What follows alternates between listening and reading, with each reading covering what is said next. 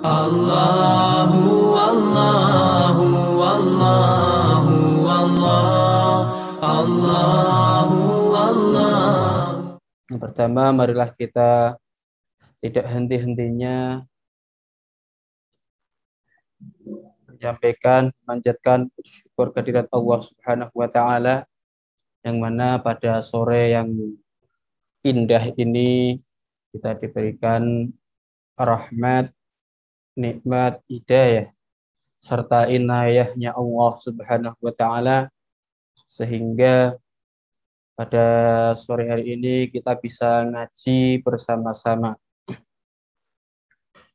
Ya.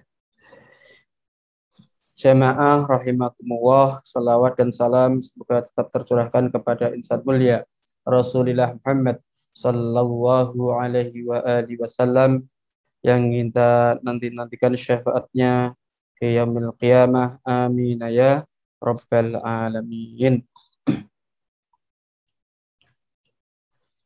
Jamaah rahimakumullah, di tengah pandemi yang terus masih belum bisa selesai, namun trennya sudah menurun, apapun yang terjadi harus kita tetap bersyukur kepada Allah Subhanahu wa taala.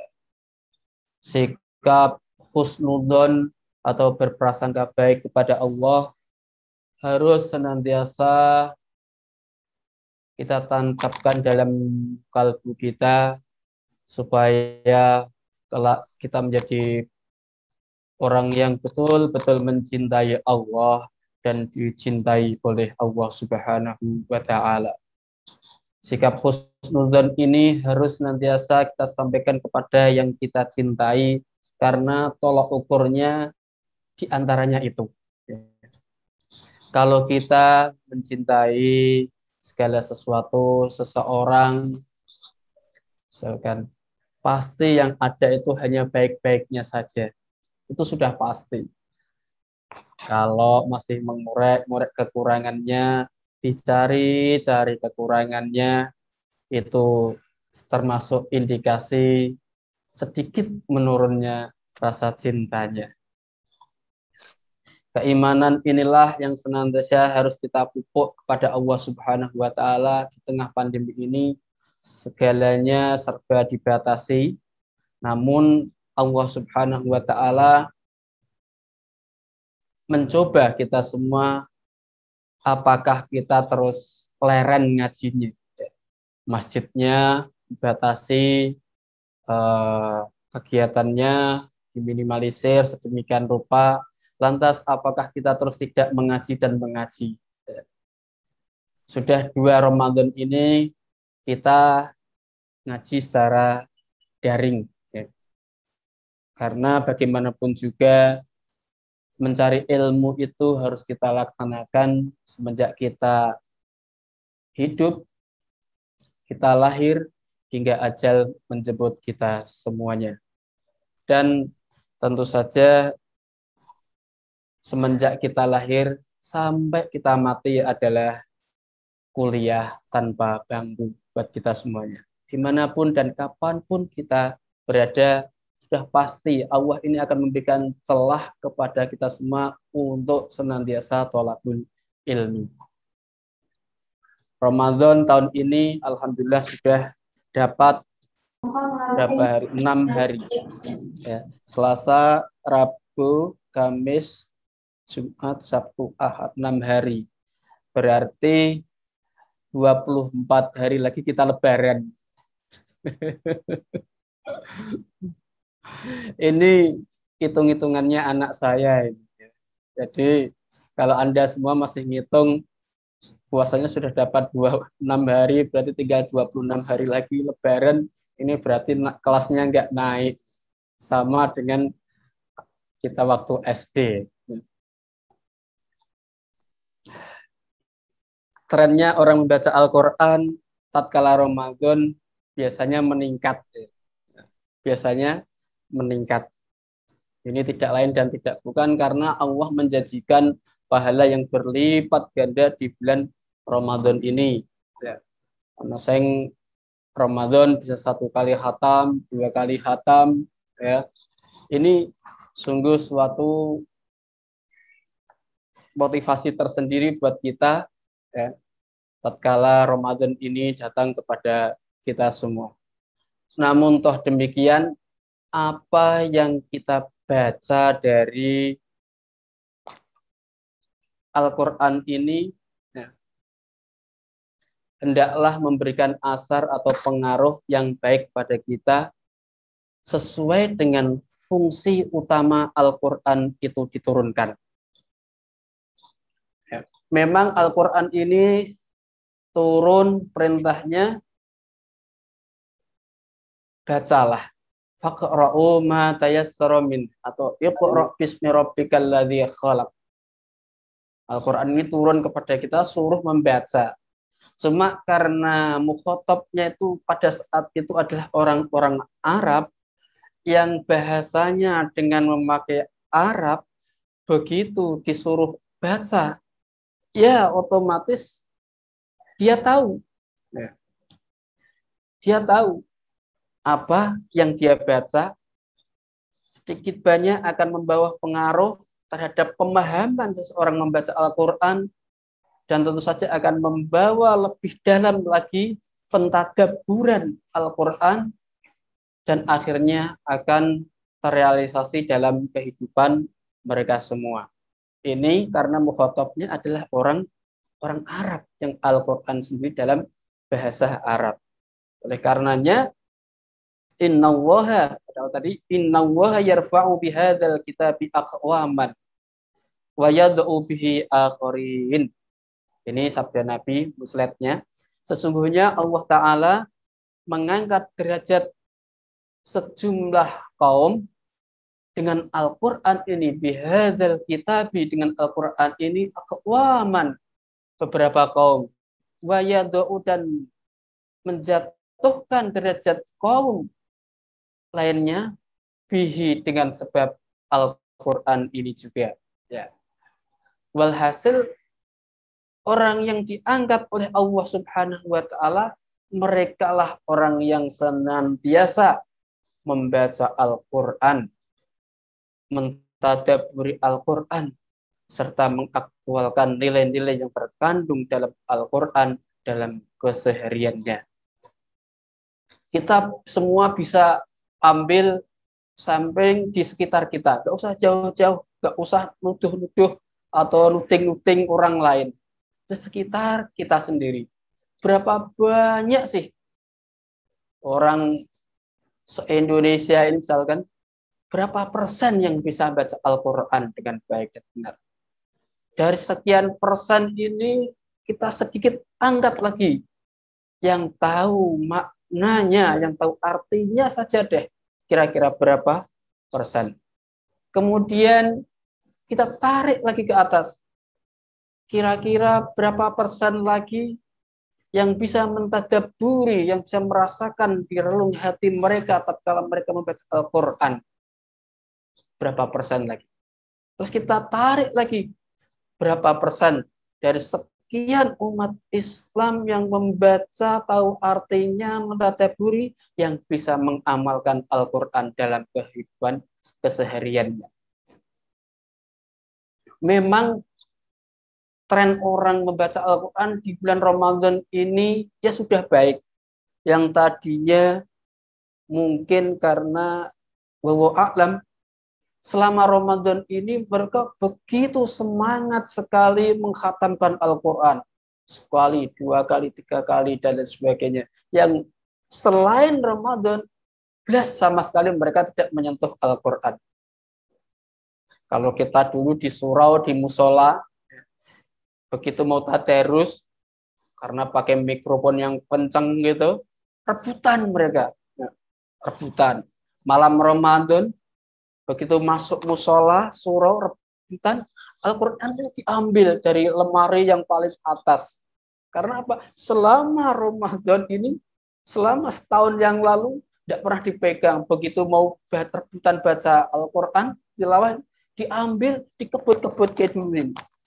Nah, ini salah satu indikasi selama setahun yang lalu ini si Al-Quran itu didiamkan begitu saja. Begitu saja. Sehingga yang terjadi begitu memasuki Ramadan, karena spekernya kemana-mana, rebutan orang-orang membaca Al-Quran. Begitu selesai Ramadan, selesai sudah betul-betul tamat dari membaca Al-Qurannya. Bukan hanya khatam dari membaca Al-Quran, ya, tapi selesai sudah parade membaca Al-Qurannya. Sehingga beberapa ulama itu mengajarkan kepada kita, kalau sudah khatam membaca Al-Quran sampai Qul Ahad, terus Al-Falaq, juga Qul a'udzu birabbin nas, selesai, disambung lagi dengan Fatihah dan beberapa ayat sesudah Al-Fatihah, artinya pembuka di awal Al-Quran. Ini artinya apa? Mereka mengajarkan tidak ada khatamnya, tidak ada selesainya membaca Al-Quran. Sehingga begitu selesai sampai Qul a'udzu birabbin nas, malikin nas, ilahin nas, min syarril waswasil khannas, alladzi yuwaswisu fi sudurin nas minal jinnati wan nas. Langsung lanjut Al-Fatihah lagi, Alif Lam Mim lagi, Al-Baqarah lagi sampai beberapa ayat baru istirahat. Artinya membaca Al-Qur'annya istirahat, khatam di satu gelondongnya, tapi tetap melanjutkan pada ayat awal Al-Quran lagi. Karena apa? Prinsipnya tidak ada kata selesai dalam membaca Al-Quran. Sehingga Allah betul-betul akan mengangkat derajat kaum ini, beberapa indikasi yang saya sampaikan di awal. Kemudian faedahnya apa sih? Jadi kalau kita hanya membaca Al-Quran, banter-banteran, cepet-cepetan, khatam-khataman, ini baik. Ya lumayan lah daripada tidak sama sekali. Namun, kita harus naik kelas dong. Jangan seperti itu. Jangan seperti itu. Karena Al-Quran ini turun untuk diamalkan. Ya memang perintahnya dibaca, tapi dibaca setelah mengerti, harus kita amalkan dalam kehidupan sehari-hari. Sehingga kalau kita sudah naik kelas, ada beberapa faedah yang bisa kita ambil tatkala mula panjenengan sami membaca Al-Qur'anul Karim. Ini saya resum dari tulisannya Dr. An-Nuri MA. Faedah yang pertama adalah ta'abbudan lillah, wujud penghambaan diri atau ibadah kepada Allah Subhanahu wa taala. Jadi karena memang membaca Al-Qur'an ini adalah perintah dari Allah Subhanahu wa taala. Wa ma umiru illa liya'budullaha mukhlishina lahud-din hunafa wa yuqimus salata wa yutuz zakata wa dzalika dinul qayyimah.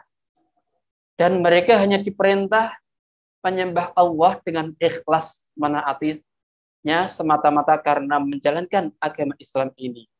Dan juga agar melaksanakan sholat dan menunaikan zakat. Dan demikianlah, itulah agama yang lurus. Jadi karena memang membaca Al-Quran itu sendiri perintah dari Allah Subhanahu wa taala. Perintah ini diberikan secara menyeluruh kepada orang Islam, orang Islam. Sehingga garansinya yang disampaikan oleh Rasulullah Shallallahu Alaihi Wasallam, barang siapa membaca Al-Quran, ya, dan dia masih terbata-bata, falah ajroni, maka dia masih mendapatkan 2 pahala. Ini kalau kita mau berburu pahala, meskipun masih terbata-bata, masih mendapatkan 2 pahala. Ini garansi dari Kanjeng Nabi Muhammad SAW. Pahala yang pertama, pahala membaca Al-Quran. Pahala yang kedua, karena dia masih niatnya belajar. Belajar itu dapat pahala kan? Ya. Belajar itu dapat pahala. Makanya beberapa kali kalau saya diminta hadir di majelis-majelis yang seperti ini, saya diamanahi, diberikan wasiat oleh kiai saya, kalau diminta datang ke majelis-majelis yang seperti ini, datanglah. Niatilah untuk belajar. Ya. Nah, niatilah untuk belajar. Kalau saya memberikan materi yang seperti ini misalkan salah, itu saya masih dapat pahala. Karena apa? Saya masih belajar. Saya niati belajar, tidak ada niat menggurui panjenengan semua, tidak ada. Karena apa? Saya itu sudah lama sekali hal-hal yang seperti ini. Ya kemana-kemana saya niati untuk nawaitu tholabul ilmi, belajar. Kalau salah saya masih dapat 2 pahala, belajar, dan kalau betul-betul saya mengkaji ilmunya Allah Subhanahu wa Ta'ala. Tidak ada niat saya sekali untuk menggurui para jamaah rahimakumullah. Jadi kalau ibadah sudah diperintahkan oleh Allah, garansinya jelas dari kanjeng Nabi. Jadi semenjak dari kecil orang yang membaca Al-Quran atau siapapun mu'alaf yang masih baru membaca itu diberikan pahala yang berlipat ganda oleh Allah Subhanahu wa Ta'ala. Ini yang pertama. Kemudian yang kedua, tarsikhan lil iman, untuk memperkokoh keimanan kepada Allah Subhanahu wa Ta'ala. Iman kita sebagai seorang manusia, seorang hamba Allah yang biasa seperti kita, itu ada kalanya yazidu wa yanqusu. Yazidu wa yanqusu. Ada kalanya naik, pas semangat ibadah, moodnya naik, yaitu baru yazidu, baru bertambah, wa yanqusu, dan turun karena kemalasan kita beribadah kepada Allah Subhanahu wa Ta'ala.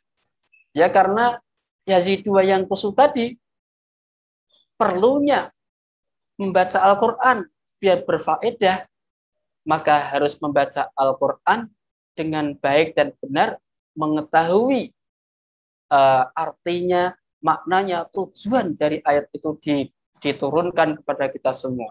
Innamal mu'minuna alladzina idza dzukirallahu wajilat qulubuhum wa idza tuliyat alaihim ayatun zadatuhum imanan wa ala rabbihim yatawakkalun.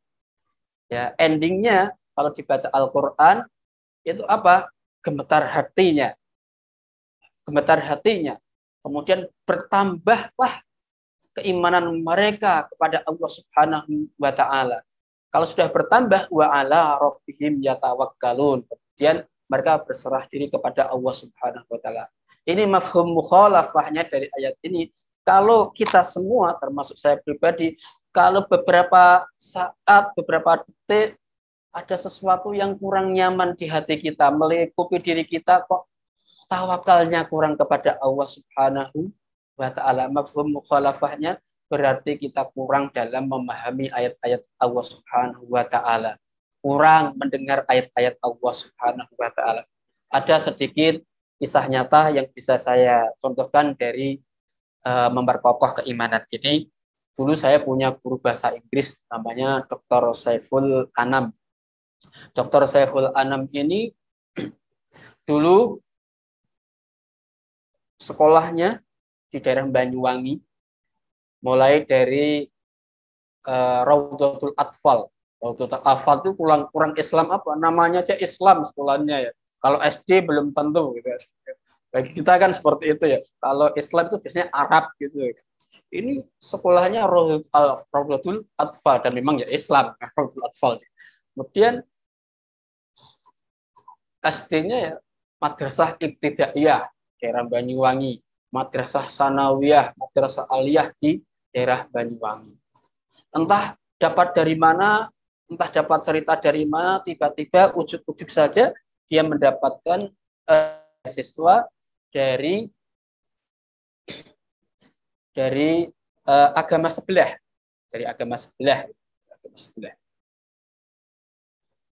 Karena bagi dia yang penting kuliah, karena ekonominya itu nggak nyangkut untuk kuliah, sehingga ada beasiswa seperti itu dia angkatin.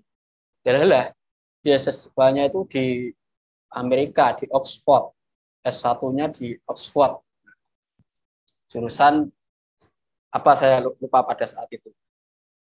Kemudian entah berantah dari mana, terus pergulatan keimanannya di sana seru sekali. Kemudian dia pindah ke agama pembawa beasiswa tersebut. Ya. Pindah agama. Setelah dia lulus, dapat lagi beasiswa S2 hingga S3 di sana, hingga doktornya juga di sana dalam bidang teologi. Sempat dia menjadi pemuka di agama sebelah. Nah, kemudian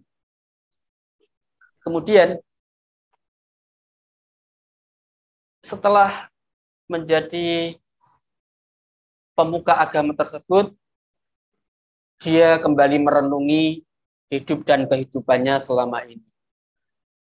Kok agaknya ada yang rancu ya apa yang saya anut sekarang ini.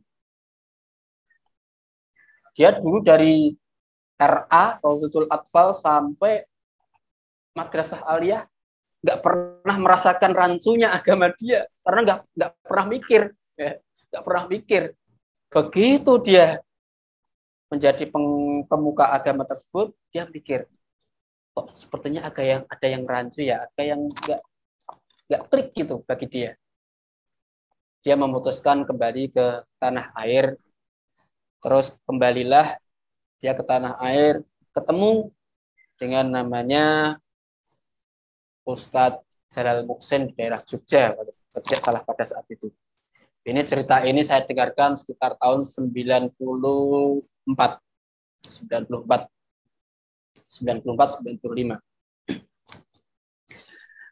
Begitu ngobrol ngalur ngidul tentang agamanya dia, terus Ustadz Jalal Muhsin itu yang menceritakan agama dia, ketemulah di satu titik. Dia menceritakan bagaimana samanya cerita Adam dan Hawa ketika turun ke bumi, ketika diturunkan ke bumi. Dalam agama dia, yang dia anut, dengan kitab sucinya, dia menceritakan Adam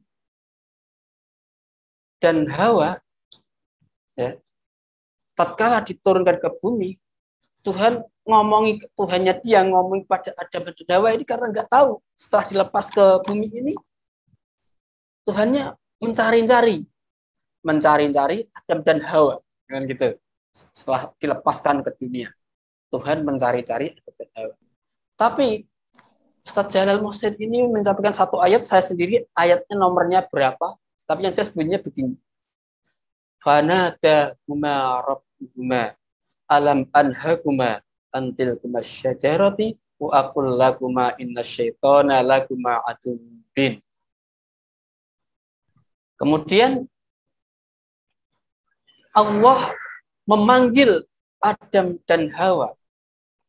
Terus Allah ngendika kepada Adam dan Hawa,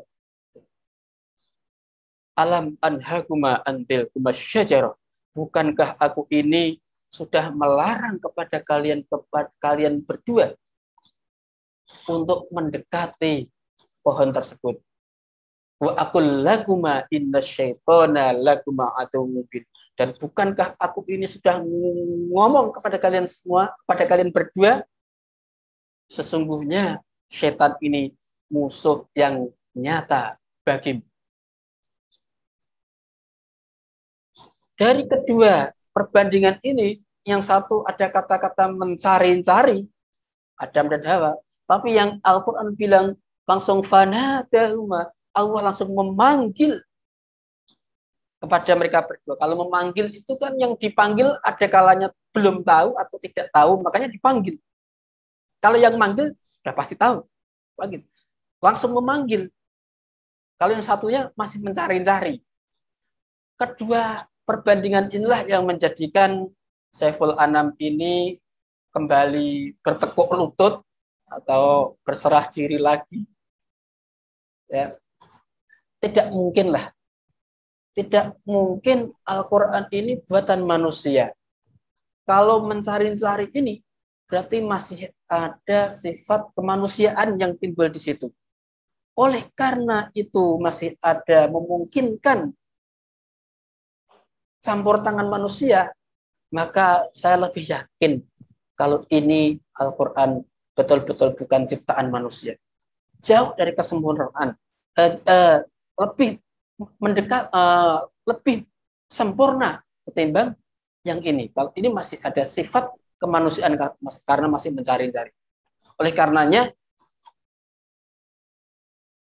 membacanya kita kepada Al-Quran kembali lagi setelah cerita ini. Saya sambung sedikit. Setelah si Jalal Muhsin ini memenangkan dialog dengan Saiful Anam kembali bersyahadat dan sampai sekarang alhamdulillah masih muslim, dan dia kembali mengabdikan diri untuk mengajar. Pada saat itu saya di sana mengajar bahasa Inggris dan tidak mau dibayar, sebagai wujud pertanggungjawaban moral terhadap Islam. Dia pengen mengabdi di pesantren saya dan tidak mau dibayar. Sampai umur agak tua menurut saya, 40 atau berapa, pada saat itu belum berkehendak untuk atau belum menemukan jodohnya. Kalau sekarang tidak tahu ya. Inilah perbuatan seorang Saiful Anam pada saat itu, yang bisa ikut memberikan penjelasan faedahnya orang membaca Al-Quran itu bisa memperkokoh keimanan itu dari sisi mananya. Ya. Kalau cuma sekedar kita membaca sesuai tajwidnya, itu sudah betul, sudah digaransi oleh Allah Subhanahu wa Ta'ala mendapatkan pahala yang berlipat. Belum lagi wallahu yudha'if liman yasha', Allah akan melipat gandakan semakin banyak kepada orang yang dia kehendaki. Akan tapi untuk memperkokoh keimanan, perlunya kita semua harus sedikit menaikkan kelas kita, mempelajari Al-Quran 1 ayat, 2 ayat, semampunya kita, sesuai dengan apa yang ditujukan oleh Allah Subhanahu wa Ta'ala kepada kita semua, bahwa Al-Quran ini bisa memperkokoh keimanan tatkala kita baca. Ini yang kedua. Kemudian yang ketiga, tazkiyatun lin nufus, menyucikan jiwa kita semua. A'udzu billahi minasyaitonir rajim. Bismillahirrahmanirrahim.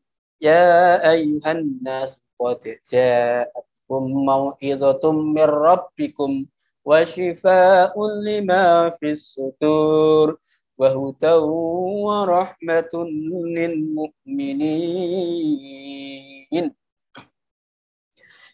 Wahai manusia, sesungguhnya telah datang kepadamu pelajaran dari Tuhanmu dan penyembuh bagi penyakit-penyakit yang ada di dalam dada, dan menjadi petunjuk serta rahmat bagi orang-orang yang beriman.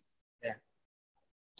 Ini syaratnya untuk bisa menyucikan jiwa dari bacaan kita, ya diantaranya kata yang terakhir, kata kuncinya, bagi orang-orang yang beriman dulu.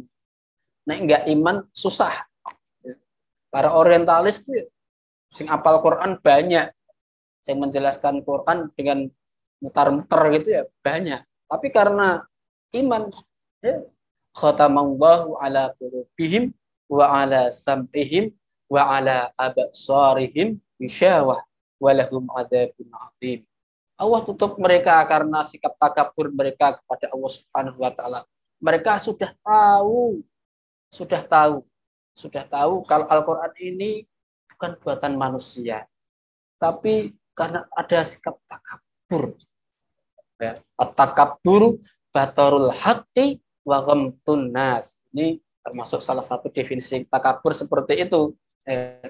Batarul haqqi, menolak kebenaran. Jadi tahu tapi dia tolak. Wa ghamtun nas, dan juga meremehkan manusia. Ini Al-Quran menjadi penyuci buat jiwa kita. Penyuci bukan buat jiwa kita, penyembuh bagi penyakit yang ada dalam jiwa kita. Kalau kita baca Al-Quran, satu ayat, dua ayat, yang hubungannya dengan kebesaran Allah Subhanahu wa Ta'ala, kemuliaan Allah Subhanahu wa Ta'ala, ya, kita semakin bertambah keimanannya. Termasuk pada saat pandemi ini, ya, kita punya kesempatan yang besar untuk menyucikan jiwa kita. Innallaha la yastahi ayyadriba masalam ma ba'udatan fama fawqaha. Innallaha la yastahi ayyadriba masalam ma ba'udatan fama fawqaha. Sesungguhnya Allah ini tidak malu membuat perumpamaan dari nyamuk. Wa ma fawqaha, atau yang lebih kecil atau yang lebih hina dari itu. Adapun orang yang tidak punya iman kepada Allah Subhanahu wa Ta'ala, fayaquluna madza arada Allahu bihadza masalah. Wa ammal ladzina amanu faya'lamuna annahu al-haqqu mir rabbihim. Kalau kita orang yang beriman, adanya pandemi ini, ya jadi tambah iman saja. Jadi tambah iman saja. Makhluk yang sebegitu kecilnya itu dulu pada saat Al-Quran ini turun, itu kan belum ada coronavirus. Belum ditemukan adanya makhluk yang sekecil itu. Yang dikenal pada saat itu adalah nyamuk.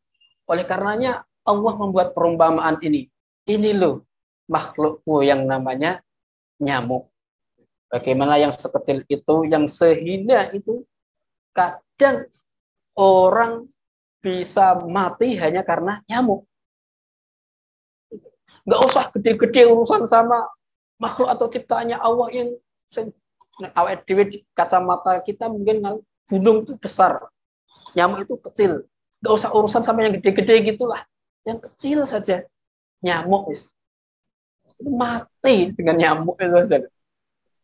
Nggak usah ngalor gitu. Kalian itu mati dengan nyamuk itu saja. Nggak usah repot-repot, nggak usah pusing-pusing. Ini kalau orang yang punya keimanan kepada Allah Subhanahu wa Ta'ala, annal haqqu mir rabbihim, nyamuk itu betul-betul ciptaan Allah Subhanahu wa Ta'ala yang sekecil itu. Di dalamnya ada struktur yang begitu komplitnya, ada dan lain sebagainya. Anda sendiri yang jauh lebih tahu ya untuk urusan eksak-eksak seperti. Wa ammal ladzina kafaru fayaquluna madza arada wa bihadza masalah. Nah, orang enggak punya iman, ngapain sih Tuhan kok bikinnya yang kecil-kecil gitu samplingnya ya. Untuk memperlihatkan ayatnya kok kecil-kecil gitu, kok remeh banget Tuhan. Fayaquluna madza arada wa bihadza masalah. Yudillu bi katsiran wa yahdi bi katsiran. Allah akan menyesatkan orang dengan yang tersebut dan juga akan meningkatkan derajat keimanannya juga dengan nyamuk tersebut. Dengan nyamuk tersebut. Nah, ini kenyataannya sudah bisa kita saksikan bersama. Ada corona, virus, COVID-19 ini. Yang tidak kelihatan, bisa memporak-porandakan keekonomian, ekonomi, sosial, dan lain sebagainya. Bagi kita, orang yang nggak punya keimanan, ini adanya sekutuan dan sekutuan kepada Allah Subhanahu wa Ta'ala. Kita harus bisa mengambil ibrah atau pelajaran di balik adanya pandemi seperti ini. Di balik pandemi seperti ini, masih kita bisa ngaji. Kalau dulu mungkin kita ngaji pada saat offline, ya. Kalau saya biasanya diundang jam 4:30, itu yang 4:30 datang, saya datang itu, biasanya yang datang tuh panitianya 1 ikhwat, 1 akhwat. Terus di ujung di teras sebelah sana ada tim iftar, 2 koordinatornya, ada satpam masjid 1 sama saya 6 atau 7 orang. Saya tadi begitu buka sudah masuk 30, 50 dan sebagainya. Loh, ini bagi kita yang punya keimanan bisa mengambil setiap nilai positif yang bisa kita ambil. Adanya cuma husnudzon saja kepada Allah Subhanahu wa Ta'ala. Ya. Orang mau dikasih, misalkan dikasih istri yang jelek, menurut orang-orang yang nggak cantik, disyukuri saja alhamdulillah, ditinggal pergi aman kan gitu. Kalau kita semua sementara ini kurang dalam kesehatannya dan sebagainya, kita harus punya husnuzan kepada Allah Subhanahu wa taala. Asa an takrahu syai'aw wa yaj'alallahu fihi khairan katsira. Barangkali sesuatu yang tidak kau sukai ini Allah akan menjadikan kebaikan untuk kamu sekalian. Pasti ada keberkahan dalam segala sisi yang Allah berikan kepada kita. Keberkahan ini ya ada kalanya bisa wujud materi dan non materi. Keberkahan itu adalah ziyadatul khair. Pengertian pendeknya, tambahnya kebaikan dari hal tersebut, dari kebaikan tersebut. Kita sering mendoakan teman kita yang menikah misalkan gitu ya. Menikah, kita doakan barokallahu laka wa baraka alaika wa jama'a bainakuma fi khair. Ini cerita keberkahan dulu. Semoga Allah memberkahi kamu. Memberkahi yang di sini maksudnya adalah segala sesuatu hal yang baik-baik. Segala hal yang baik-baik. Misalkan dikasih wajah yang ganteng, wajah yang cantik, ya. Kemudian duitnya banyak, jabatannya tinggi, kesehatannya luar biasa. Ini hal-hal yang baik. Semoga diberi kebaikan, keberkahan oleh Allah Subhanahu wa ta'ala. Kalau wa baraka alaika, yang tadi kan barakallahu laka, ini yang baik-baik. Yang baik-baik supaya tambah kebaikannya, didoakan. Kemudian wa baraka alaika, dan juga memberkahi apa yang menurut kita tidak baik tapi tidak mungkarat.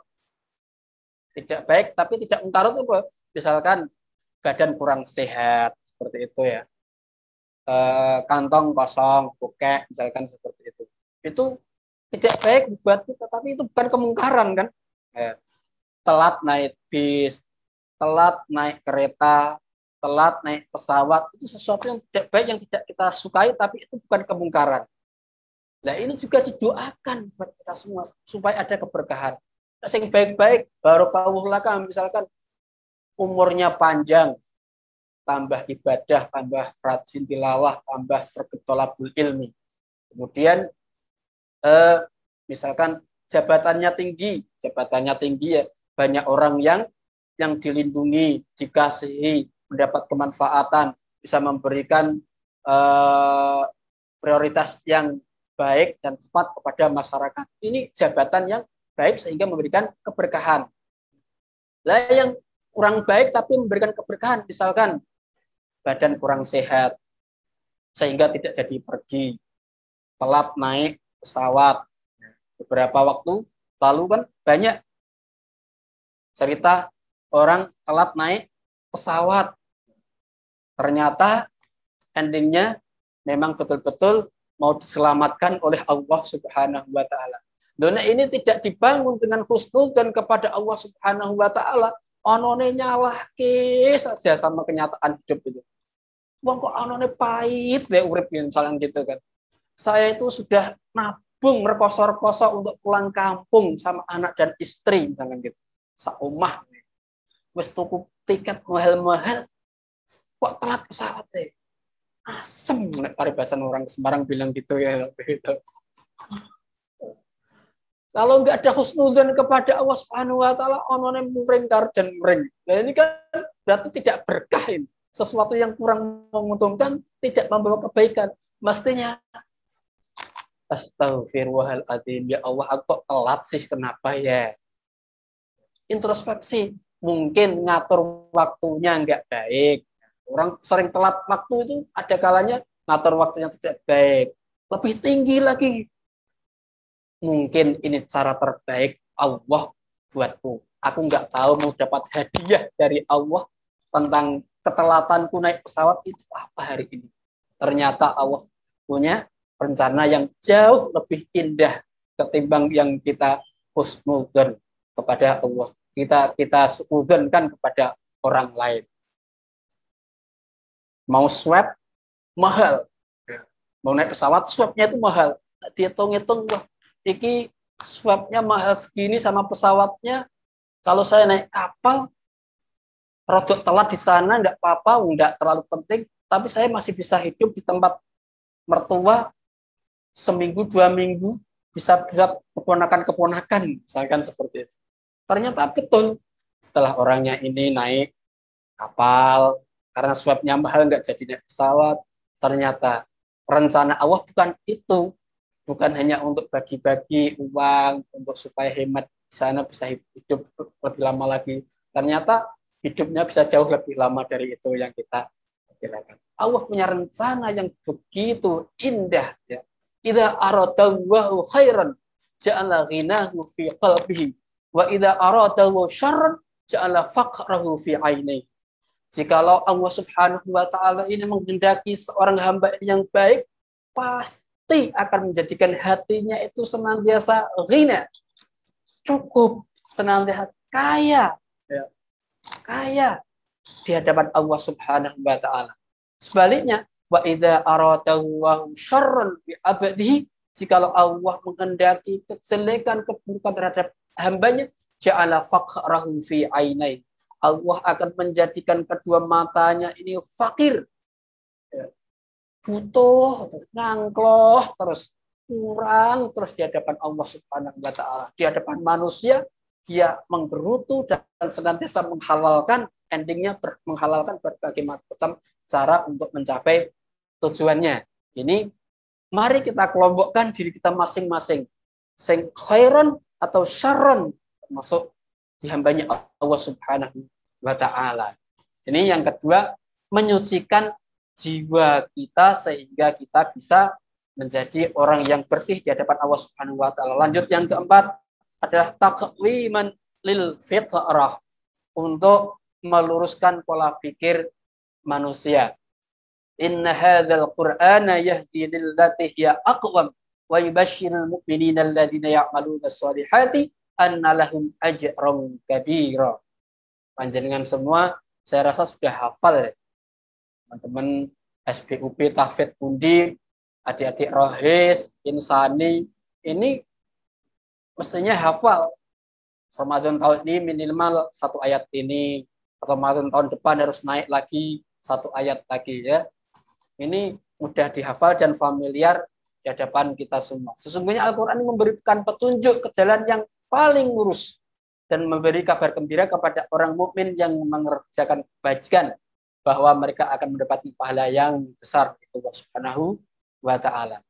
Kalau kita sering mendengarkan orang memberikan wejangan supaya bla bla bla bla, tapi di sisi lain pernyataan tersebut atau statement tersebut ini dikalahkan oleh argumentasi yang lain.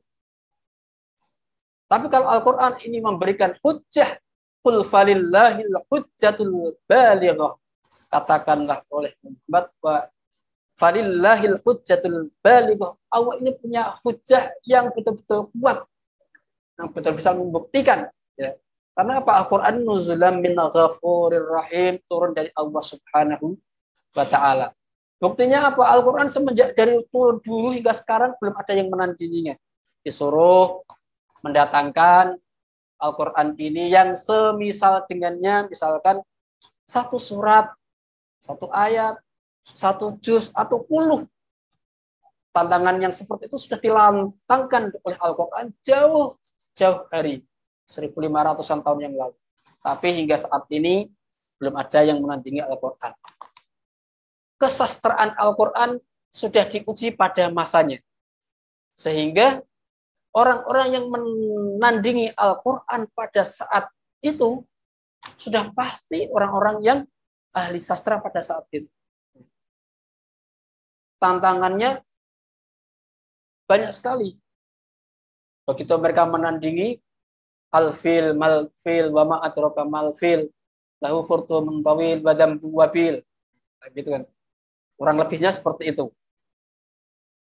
Menandingi surat Al-Fil, ya. Tahukah kamu gajah? Apakah gajah itu? Gajah itu mempunyai belalai yang panjang, telinganya yang lebar. Itu kayak ceritanya si Komo dulu itu. Gak bisa itu. Tapi hingga saat ini belum ada orang yang menandingi Al-Qur'anul Karim. Sehingga Al-Quran ini pada saat itu juga ini bagian dari i'jazul Quran. Bagian dari i'jazul Quran bahwa ini Al-Quran bisa menceritakan diantaranya kejadian yang belum dan akan terjadi. Nanti kemungkinan banyak akan saya sampaikan i'jazul Quran pada saat pertemuan yang akan datang bila mana masih memungkinkan. Nah, simpelnya pada saat Al-Quran ini menyampaikan hal-hal yang seperti itu, belum terjadi sesuatu hal. Pada surat Ar-Rum, nanti detailnya akan saya jelaskan di kemudian hari. Ya. Pada saat ayat ini turun, belum ada kemenangan dari Islam, tapi kelak akan dijanjikan oleh Allah suatu saat. Suatu saat akan dijadikan. Dan pada endingnya, betul ayat tersebut terbukti. Nah, inilah keijazan Al-Quran, kemujizatan Al-Quran, sehingga bukan hanya meluruskan pola pikir yang sudah ada, tapi memberikan bukti cerita sebelum dan sesudah ayat itu diturunkan. Sehingga meluruskan pola pikir ini menjadi hal yang penting bagi kita tatkala kita membaca Al-Quran. Faedah-faedah ini akan timbul kepada kita tatkala kita membaca Al-Quranul Karim. Tentu saja membacanya ya ayatan, bahkan kalimatan bikalimah, satu kalimat dengan kalimat. Seperti tadi yang saya contohkan, fanadahuma rabbuhuma, itu saja sudah bisa memberikan semangat atau berbaliknya seorang tadi yang memeluk agama lain pindah kembali kepada agama Islam. Ini satu kata dalam Al-Quran bisa mengembalikan keyakinan. Karena apa? Yaitu tadi meluruskan pola pikir yang sudah ada sehingga memberikan kekuatan pikiran kepada kita bahwa Al-Quran ini betul-betul nuzulam min ghafurir rahim, turun dari Allah Subhanahu wa taala, bukan buatan manusia. Kemudian yang kelima, ta'arrufan bimanhajillah, mengenal manhaj atau jalannya Allah Subhanahu wa taala. Syahrul Ramadan alladzi unzila fihil Qur'an hudal linnas wa bayyinatin minal huda wal furqan. Al-Quran ini diturunkan di bulan Ramadan, di dalamnya sebagai petunjuk bagi manusia dan penjelasan minal huda, petunjuk, wal furqan, dan juga sebagai pembeda dari hak dan yang batil. Pembeda dari hak dan yang batil.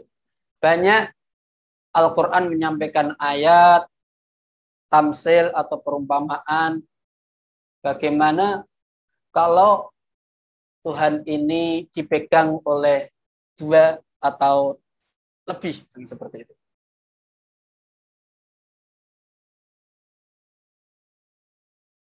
Allah Subhanahu wa taala memberikan penjelasan bagaimana kalau dunia ini dipegang oleh dua orang atau lebih, dua zat atau lebih. Ya. Akhir katanya kan la fasadata. Al-Quran seperti itu. Kalau dua zat, dua orang pegang satu hal, apakah tidak memungkinkan untuk kontradiktif? Sangat mungkin sekali. Yang satu menghendaki, ini daerah Tembalang ini sudah panas semua sekali, turunkan hujan deh.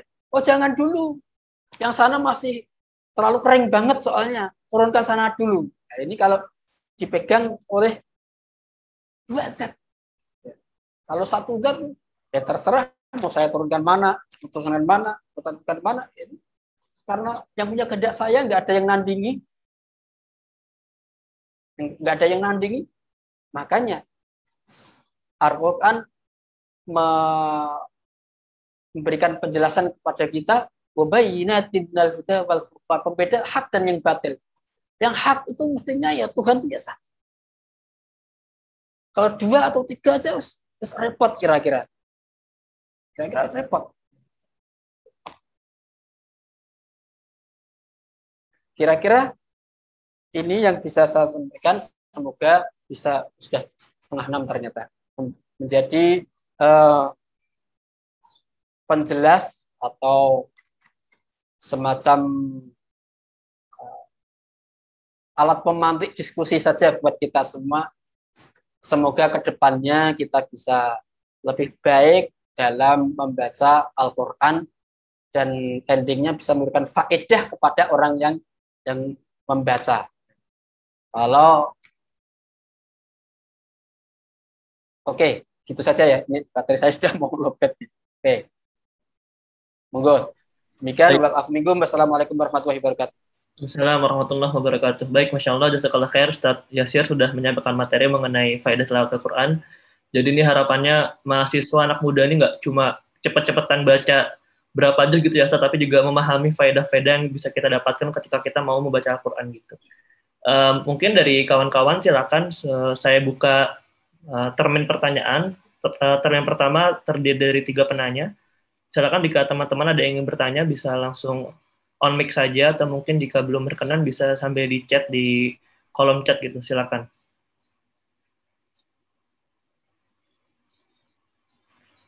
Baik, kalau gitu mungkin saya dulu Ustadz ingin bertanya Ustadz ke Ustadz Yasir gitu. Siap. Seringkali gini sih Ustadz, anak muda ini banyak banget lagi ada fenomena kalau misalkan mumpung bulan Ramadan ini cepet-cepetan baca Al-Qur'annya gitu, udah sampai juz keberapa, udah nyampai ayat keberapa dan seterusnya gitu. Tapi seringkali kita tuh luput untuk memberikan rasa ikhlas dan mendalami makna yang sedang kita baca dari ayat kita itu. Nah, kira-kira dari Ustadz Yasir ada nggak ya Ustadz kayak mungkin tips atau mungkin cara-cara supaya kita itu ketika ngebaca Al-Quran juga bisa memenuhi target khatam kita, tapi di satu sisi juga bisa mendapatkan makna dan bahkan kalau tadi kata Ustadz bisa menggetarkan hati kita gitu Ustadz. Mungkin itu dulu Ustadz pertanyaan pertama. Oke.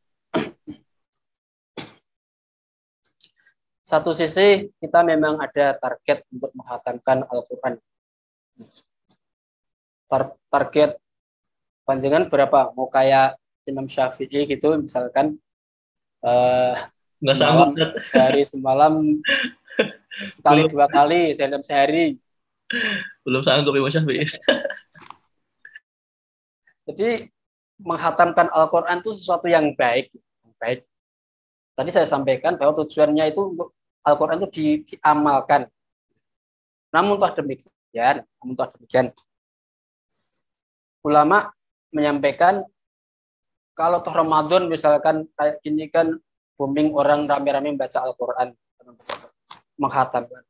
Ya oke, sesekali saja hatamkan, tapi di satu sisi segera perbaiki bacaan kita biar bisa tadabbur makna dari Al-Quran. Karena kalau kita mentadabburi Al-Quran, tahu maknanya, itu pahalanya bisa jauh lebih banyak. Misal baca ayat wabarram biwalidati, ini kan salah satu cerita Nabi yang menjadikan seorang Nabi tersebut orang yang berbakti kepada orang tua. Ini kalau kita tak baca tanpa mengerti maknanya atau artinya karpe apa itu, ya dia dapat pahala ya banyak. Banyak itu banyak dalam tanda kutip banyak pahala membaca Al-Qur'annya. Kalau kita pengen dapat lebih banyak lagi pahala, ya tahu artinya, oh berbakti kepada orang tua ya. Mestinya seperti apa. Setelah kita dapat banyaknya membaca Al-Qur'an, dapat lagi dapat lagi pahala mengamalkan isi Al-Quran, dapat lagi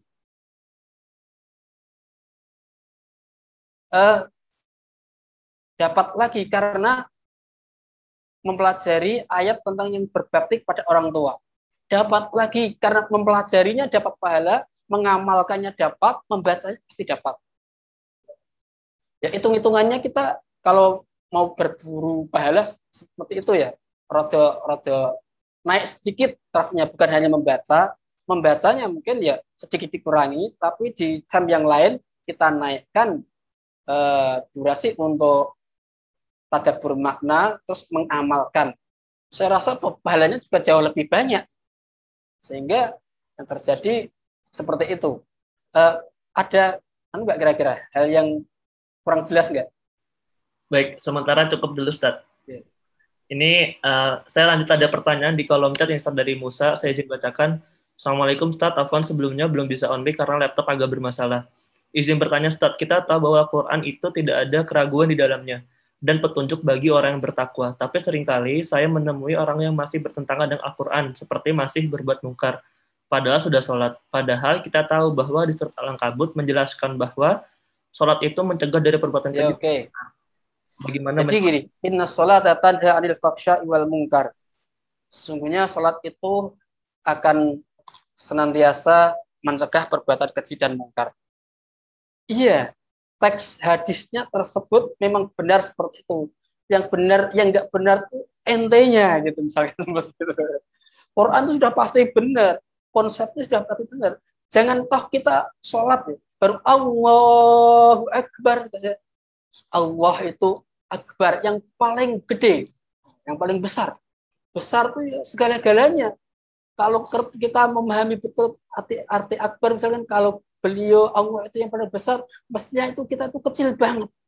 Kalau kita kecil banget tuh nggak bisa ngapa-ngapain gitu dah, ya nggak bisa ngapa-ngapain. Kalau nggak bisa ngapa-ngapain tuh nggak ada orang, ya nggak nyuri. Ya. Ada orang yang nggak nyuri sama saja. Karena apa? Baru Allahu Akbar. Ya walhasil kembali lagi seperti tadi, kita maknai dalam arti sholat tersebut. Baru Allahu Akbar saja sebenarnya sudah ya lebih dari cukup lah. Ya. Apalagi rangkaian ibadah sholatnya, bacaannya yang demikian rupa, inna sholati wa nusuki wa mahyaya wa mamati, sesungguhnya sholatku, ibadahku, hidupku dan matiku hanya untuk Allah Subhanahu wa taala. Lah kalau kok habis sholat kok keluar masjid nuker ke sandal, ya itu berarti belum mendapatkan pencerahan dari sholat tersebut. Kira-kira orang yang selepas sholat terus ngijol ke sandal, saya pastikan betul belum tahu Allahu Akbar maknanya apa, inna sholati wa nusuki apa, kabiru walhamdulillah katsira, atau yang pakai Allahumma ba'id baini wa baina khotoyaya dan sebagainya. Ya Allah, jauhkan aku dan dosaku seperti Engkau jauhkan. Kira-kira seperti itu. Sama dan orang baca Quran di berbagai macam ayat, juz dan lain sebagainya. Semakin banyak dia baca, tapi kalau semakin tidak mengerti, ya nyun sewu, kemanfaatan untuk pemaknaan Al-Quran dalam kehidupan sehari-hari ya kurang. Intinya kita harus terus mengaji dan mengaji. Ya, belajar membaca itu baik ya. Tapi selagi belajar membaca, tahsin, ya sesempatinlah sekali dua kali nengok artinya, maknanya, ini artinya apa atau gitu. Itu saya rasa jauh lebih mengena dalam hati kita. Saya kira-kira demikian kurang lebihnya. Monggo.